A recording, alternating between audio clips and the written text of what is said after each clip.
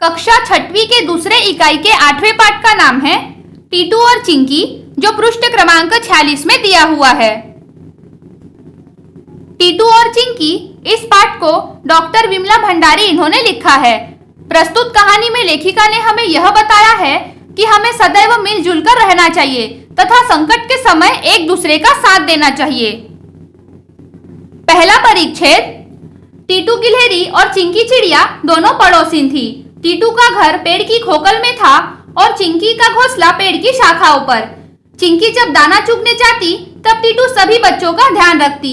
एक दिन बच्चे आपस में झगड़ने लगे। टीटू के बच्चों का कहना था कि पेड़ उनका है। चिंकी के बच्चे भी यही बात दोहरा रहे थे कि पेड़ उनका है। लड़ते लड़ते बच्चों में झगड़ा बढ़ गया। हम पड़ोसी हैं, हमें मिलजुल कर रहना चाहिए, टीटू उन्हें समझाने लगी। किंतु माँ, चिंकी चिड़िया के बच्चे फलों को जूठा कर देते हैं। भला हम झूठे फल क्यों खाएं जबकि पेड़ हमारा है? टीटू के बच्चे पिंटू ने कहा, तुम कैसे कह सकते हो कि यह पेड़ तुम्हारा है?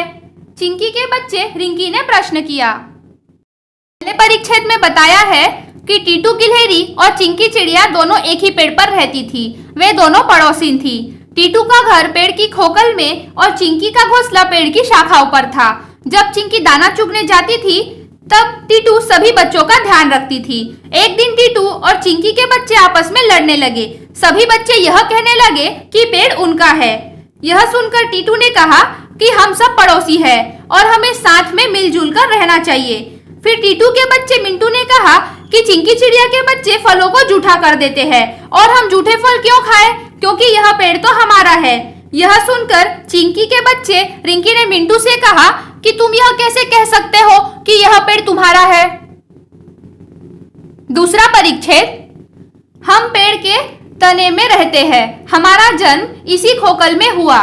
पेड़ का तना हमारा तो शाखाएं भी हमारी, शाखाएं हमारी तो फल भी हमारे, टीटू के बच्चों ने जवाब दिया। यह सुन चिंकी के बच्चे फुर से उड़कर शाखाओं पर जा बैठे और कहने लगे, पेड़ हमारा है, इसकी टहनियों पर हमारा बसेरा है, इस पर हमारा नीड बना हुआ है जिसमें हमने आंखें खोली। हम तुम्हें टहनियों तक नहीं आने देंगे और न ही इसके फल खाने देंगे। टीटू गिलहरी यह सुन बड़ी परेशान हुई। बच्चे लड़ाई पर उतारू थे और एक दूसरे को पेड़ से भगाना चाहते थे। दूसरे परिच्छेद में बताया है कि टीटू गिलहरी और चिंकी चिड़िया के बच्चे आपस में लड़ने लगे और कहने लगे कि यह पेड़ हमारा है। फिर चिंकी के बच्चों ने टीटू के बच्चों को कहा कि हम तुम्हें टहनियों तक में नहीं आने देंगे और इसमें के फल भी नहीं खाने देंगे। यह सुनकर टीटू बहुत परेशान हो गई। अगला परिच्छेद। टीटू गिलहरी उन्हें समझाने लगी, बच्चों, बात उस समय की है जब तुम लोगों का जन्म हुआ ही था और चिंकी ने अंडे दिए। अभी एक दिन भी नहीं गुजरा था कि आसमान में अंधेरा छा गया। तेज हवाएं चलने लगी। डर के मारे चिंकी शोर मचाने लगी। उसे डर था कि शाखाएं हिलने से उसका घोंसला नीचे गिर जाएगा, फिर उसमें रखे अंडे भी गिरकर फूट जाएंगे। तब मैंने और चिंकी ने मिलकर अंडों को खोखल में सुरक्षित रख दिया। अभी कुछ देर हुई थी कि पानी बरसने लगा। पानी इतना बरसा कि नीचे बहता हुआ पानी हमारे घर तक पहुंचने लगा। हमें फिर चिंता होने लगी, हमारा घर डूब गया तो यह पानी बच्चों अंडों को बहा ले जाएगा। तब मैंने और चिंकी ने मिलकर सभी को घोंसले में पहुंचाया। फिर हम दोनों ने पत्तों से घोंसले को ढक दिया। जैसे तैसे रात बीती। सुबह पौ फटने के बाद हमने राहत की सांस ली। तब से अब तक हम अच्छे पड़ोसियों की तरह आपस में मदद करते आए हैं। तब हमने समझ लिया कि अकेला चना भाड़ नहीं फोड़ सकता। इस परिच्छेद में बताया है कि टीटू गिलहरी फिर बच्चों को बताने लगी कि जब चिंकी ने अंडे दिए थे तब बहुत तेज हवाएं चलने लगी थी और चिंकी डर गई थी कि कहीं उसका घोंसला शाखाओं से नीचे ना गिर जाए, क्योंकि घोंसला नीचे गिरने पर उसमें रखे अंडे भी फूट जाते। तब मैंने और चिंकी ने मिलकर उन अंडों को खोखल में सुरक्षित रख दिया और फिर कुछ देर बाद बहुत तेज बारिश होने लगी। पानी इतना बरस रहा था कि वे हमारे घर तक पहुंचने लगा। फिर हमने सभी अंडे और बच्चों को घोंसले में ला लिया और उन्हें पत्तों से ढक दिया। सुबह जब बारिश रुकी तब हमने चैन की सांस ली। तब हम दोनों अच्छे पड़ोसियों की तरह एक दूसरे की मदद करते रहे। और तब से हम अब तक अच्छे पड़ोसियों की तरह एक दूसरे की मदद करते भी आए हैं। और हमने यह भी समझ लिया था कि अकेला आदमी कोई बड़ा काम नहीं कर सकता। बच्चे कहने लगे, चिंकी चिड़िया को यह पेड़ छोड़ना होगा, अपने बच्चों के साथ कहीं और चली जाए। चिंकी के बच्चे भी यही बात अपनी माँ के सामने दोहरा रहे थे। दोनों की माताएं समझा समझा कर थक गई, पर बच्चे नहीं माने, अपनी अपनी जिद पर अड़े रहे। अंत में टीटू और चिंकी दोनों ने पेड़ छोड़ने का मन में विचार बना लिया। उधर बिल में छिपा सांप कब से यह तमाशा देख रहा था।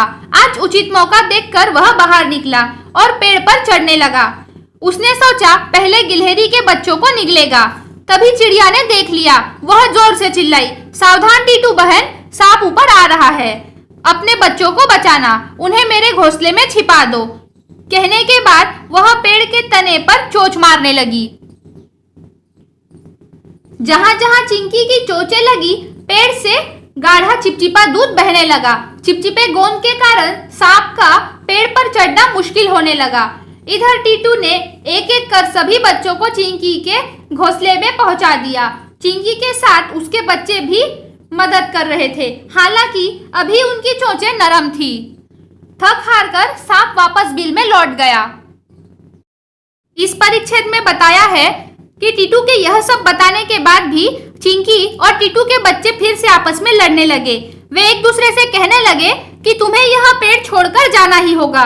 चिंकी और टीटू उन्हें समझा समझा कर थक गई। आखिर में चिंकी और टीटू ने ही पेड़ छोड़ने का निश्चय कर लिया। दूसरी तरफ बिल में छिपा सांप बहुत देर से उन्हें देख रहा था।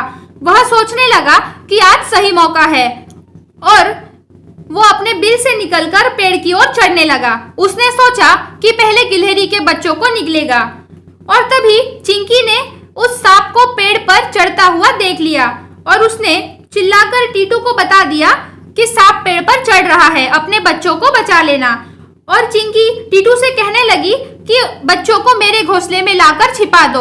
और इतना कहते ही वह पेड़ पर अपनी चोंच मारने लगी, जिस वजह से पेड़ से गाढ़ा चिपचिपा दूध बहने लगा और सांप का पेड़ पर ऊपर चढ़ना मुश्किल होने लगा।